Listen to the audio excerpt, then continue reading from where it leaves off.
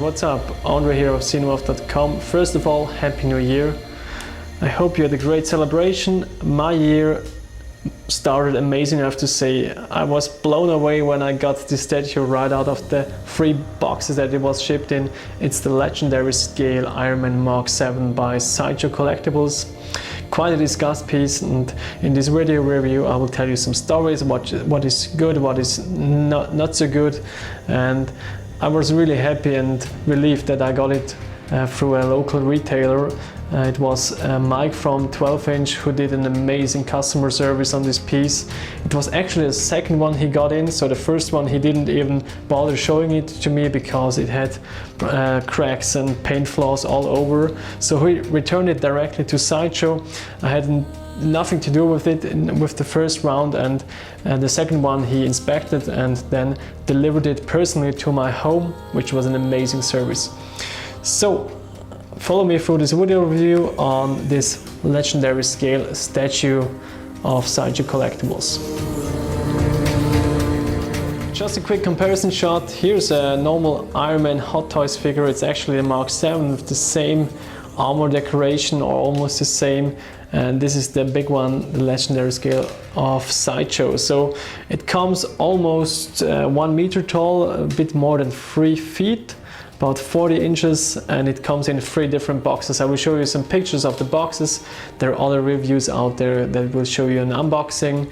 Quite an unlucky one of Ansel 2006, a buddy of mine. He got a very bad piece. I think the electronics didn't work and no light-up features were possible, and he returned it to Sideshow. So what you get is basically just a huge statue. So this is nothing totally new to me. I was in statue collecting some years ago, but I never got in such huge pieces, and I thought I just need a masterpiece to extend somehow my Hot Toys collection. I mean, Hot Toys are great, they have really amazing paint jobs and details for their size, but somehow you just want to have a masterpiece in your collection. And I thought this one is the one to get. And on one part I wasn't dismissed, but on some parts it could have been a lot better. So let's go into some details on the building process, what you have to do with the different pieces if you get them out of the boxes. Okay, besides 3 huge boxes, you get this envelope with an actual manual inside how to build this statue. I expected also a certificate, but there was none in it, so you just get this manual piece on some high gloss paper, some details, some nice prints. As you see, that was the actual prototype. And basically you just go through the explanations. First you have to peg in the leg pieces, and you will see it afterwards that somehow they must have changed the connections to the LEDs and light up features, because the pins on mine look totally different. Basically you can do an extended armor look with some back armor plating and these chest armor pieces that you also can add on the Hot Toys Mark VII. And here also on the head plug, this plug piece is not available on mine, so they somehow changed it during production on the second run. And this is the final look. So let's get it on and try to build this statue. Okay, let's have a quick look at the base. Nothing special, it just says limited edition legendary scale Iron Man Mark VII, and I don't know if this is really fitting the statue, because we just don't know the edition size or the edition number of this piece, which is quite a letdown if you ask me. And this is quite troublesome now with the return and replacement discussion, because Sideshow says they have no replacement pieces for this statue, and we don't even know how many pieces there are. But it seems that there are 2 runs, because here on the power plug for the foot peg you see there are 2 spikes. In the manual these 2 spikes are in the front, so they changed somehow the whole structure, or the whole build-up and base piece, and maybe even the electronic wiring during the production process, maybe to ensure the quality of the piece. Basically you see now the upper side of the base, which is quite flat, so you just have this silverish base paint and some weathering going on in different segments here, and basically it's nothing really special. It would have been amazing if there would have been additional light up features, maybe here on the sides or here on the upsides in the different gaps and lines and edges, but something like this is really nothing really fancy. For all foreign collectors, here's an interesting fact. You actually get this adapter piece here, so you can have the US and UK connectors, but you also can have these double pin connectors that you need for certain countries, like for example here in Switzerland. So that's a nice thought of Sideshow, and almost fear don't need to buy something separate to light up this piece. So let's continue with the building process. I will now place the leg piece, the front left leg in this socket here, and the right leg will just sit on the base itself.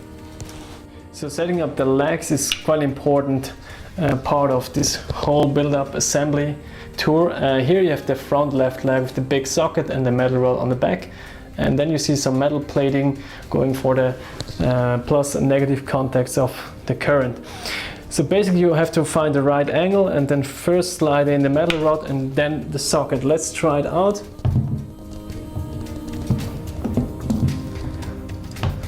So it seems I just find the right angle. Let's zoom a bit down. Alone the legs have about 10 kilos I think, so they're quite sturdy, and you really can then push down the front part to get to close the gap here. But it seems it looks quite okay now. Also the other leg, quite nice. There are however some pieces of the statue around that really had problems. So sometimes the statue leaned forward, sometimes it leaned backward. There were some huge horrific pictures around in the internet, especially on the Sideshow forums, and it seems on mine looks quite okay. So the legs are in place, looking quite mighty compared to the Hot Toys one, and here's the first armor extension or modification you can do. As you can see on the Hot Toys one, you also got these 2 or even 3 different pieces that you could place on. So you had this silverish part for the Mark VII and the normal default one, and the same way Sideshow wanted to probably give the collector an opportunity to put on different armor parts. So what you get here is then these magnetic pieces here. They have some velvet protection down below, and they will now just go in place where you will need them. So they hold on quite well. You can slide them quite a bit, but then they will just fit into place at the right place on the leg. So the same way it goes here. So that's quite a nice way to actually extend the Mark VII armor. So the next up is the torso piece, also quite a nice huge piece in this full set. The first thing that bothers a lot of collectors is this blue arc reactor with absolutely no details, and that's probably the most annoying part for me as well in this full statue. So basically it works just like this. You have here these metal pins and the magnet, place it inside the socket, and that's it. Then continue with the right arm. First you have to plug in this little metal rod, which basically is just for reconstructing the armor piece. Then you have the arms, quite large, nicely detailed and painted, and you just plug them inside the socket here. So that's it already. So it will fit in nice and snugly and then hold in place just with a magnet. The same way it goes on the right arm. Just use the rod, place it inside, use the left arm and push it slightly into the gap, and it will hold in place. So quite easy, and the next part will be these metal plates. So as on the Hot Toys figure, you have these little shields on the torso that you can put into the armor. The same pieces you get also from Sideshow on this legendary scale piece. Also here velvet cover, and you just can slide them in place. They also have a magnetic hold. And here's the next flaw. If you look a bit closer on the right side, So basically you have this gap here. You can't close it because the magnet and somehow also the piece just doesn't go another way. So you really have this gap here, and that's just not so cool on such an expensive piece. So let's go on the back side, because here you can also add some armor parts. I think they're ammunition packs or the rocket pack, I'm not totally sure, but basically they have also this magnet placing on this upper side of the torso and on the back side of the torso. So for getting and achieving this extended armor look, you first need the lower back piece, which was also quite a delicate piece, and I think some of them were replaced by Sideshow, but no idea if they still have pieces left. So basically it's just about finding the right spot for the magnet, and then it fits snugly into place. Also the last armor part here is going just right above the shoulders, and also quite a delicate piece. So run it over the shoulders and you will find the magnetic spot quite easily. Then you also have some covers for the forearms. Here on the right forearm you just get these separate also magnetic pieces, put them on and they will fit right into place the same way it goes on the left side. Alright, coming to the head or helmet piece, as you can see mine looks quite glossy, and I'm really relieved because the one of Ansel 2006 looked horrific. It had some really dull areas on the paint application, but mine I think is quite okay. What I don't like, I think it's just a quality or a whole production issue, is the paint that they used on the front faceplate. It looks golden, but it looks just more like an actual color and not like a steel or alloy that they use. Also here the paint application inside these silverish parts could be a bit better, especially at the piece looking like this size. Then the second one difference from the manual is they gave us a different plug here on the second run or second production run, and it just fits right into the socket quite easily. So almost finished with the assembly process. As you can see, we have now the extended armor look going on. The first video shot in this review had reduced armor, and now we'll give you a short impression in terms of the size. So it's a legendary scale piece, which means it's almost half scale of a human or a life-size piece of Iron Man. Of course, Iron Man is probably much taller than me, but I'm 6 feet, so let's have a quick comparison. It's really about the size of my torso and my head, so it's quite amazing. Now of course we have to line up this piece, just hit the switch and there we go. So definitely a dream come true. I'm quite happy with this piece. And the light up functions are of course the mechanisms you really need to get a bit of bang out of this piece, because the actual armor reactor is not really detailed. It has absolutely no detail, which really bothers me and probably a lot of other collectors too. But other than that, we've got a lot of functionality on the helmet piece. And then of course the arc reactor, which now looks maybe a bit blue, but especially in the dark room it has really a whitish shine. And then there are two LEDs in the arm pieces, and of course we've got also two LEDs on the bottom. So now let's have a look how it looks in a dark room. Alright, so what I wanted to show you is actually in the total darkness that there's another flaw going on with the paint application. The paint application on the faceplate is just too thin. You see some light shimmering through and bleeding through the actual front plate here on the left and on the right side of the edges of the faceplate.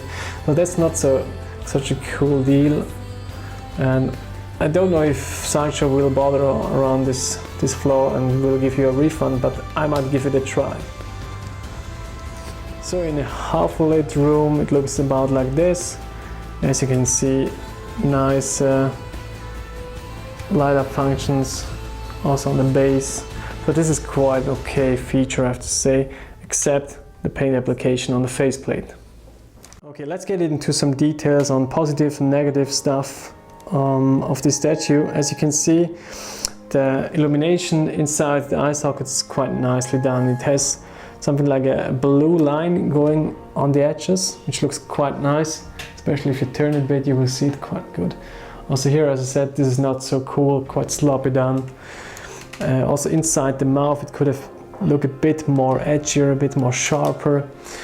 Then we have here another really weird looking paint application on these shoulder pieces. I mean, that's just not 2K like. Then let's go down a bit to the arc reactor, which looks almost perfect, at least the paint application around it. It's a nice gloss. You even can see some metallic flakes going on inside the paint they used. But then going down a bit lower, here we should have a flat part. And if I turn the lights a bit, you can see there's a little dent in it. Now you see it probably. So this really bothers me with a 2K piece. If you have stuff like this happening, of course it's quite a detailed fact, but yeah, not so cool. Also here just a close-up. It's just not that what we expected for a legendary scale piece. I mean, legendary means a lot to me, but yeah. Then there was quite a discussion on the type of red they used. So I think it looks quite okay. It definitely looks not like on the prototype pictures and not in this candy-like red. But if you put a bit of light on it, it definitely has the feel of this Ferrari or candy-like red. Basically, if it's in a more darkened room, it really looks more like wine red, or yeah, it has a bit of a violet tone to it. But I think here on the camera it looks quite nice, especially with the daylight bulbs working on it. Alright, let's have a last look at the backside. I think the legs look quite okay. Also here the paint application, the gold they used. But coming to the actual butt of him, as you see, there are some dull effects going on. It has some paint defects here and there, and it's just not perfect. Going up on the additional extended armor back pieces, I think they came out, at least on mine, quite nicely.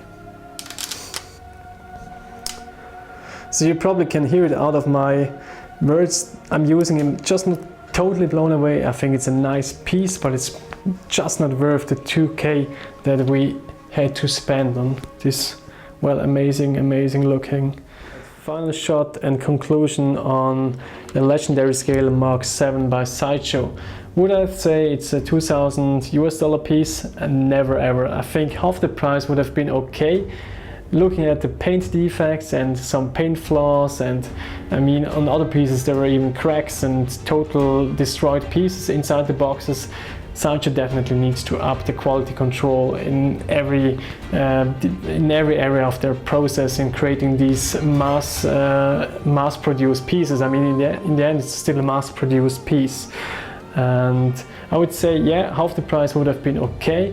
But I mean, with almost 2K and lots of units just got damaged to the collectors, that's just not an excuse there. So yeah, I think for the hardcore Iron Man collector, this is definitely a masterpiece. I think there's none Mark VII piece at that size out there.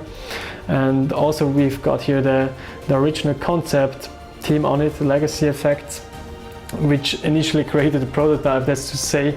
And I think the factory in China of Sideshow definitely needs to somehow enhance and get better in the quality control and production lines, because the paint application here really is not up to the standards. So I know that there are some other half-scale pieces out there. I think Iron Patriot and Mark 42 from another company, Art Imaginarium or something like that. I really wonder how they will compare to a piece like this. But yeah, that's about it. I'm still keeping this figure or this statue, that's for sure, because I never would ever ship it back to the United States or something like that. It has 3 different huge boxes and it would cost a fortune to ship it back. So it will stay in my collection until I'm over with Iron Man, which probably takes another half life, whatever.